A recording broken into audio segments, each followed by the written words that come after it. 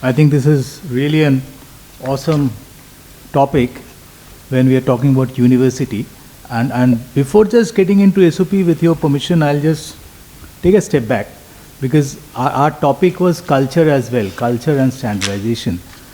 So when we are talking about culture, I think the culture which was prevalent in our country probably thousands of years back, where the educational fraternity, the educational place was a melting pot of everybody, be it civil society, be it industry, be it academia, be it everybody coming together and creating a melting pot, which still continues in many places. Probably if you go to Silicon Valley today, I was just wondering, we were discussing with somebody outside, you will try to go into Stanford University and see what is happening.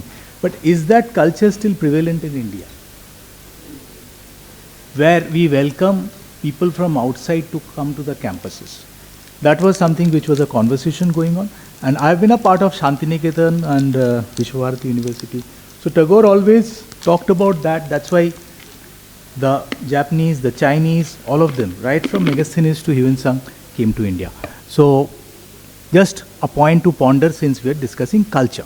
Now coming to the interesting part of SOP, I've been in industry for 35 years. So we were only working on SOPs.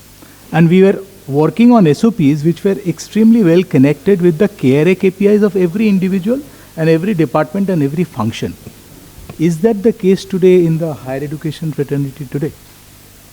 I doubt. I think it is slightly working in isolation. We were working with balanced scorecard.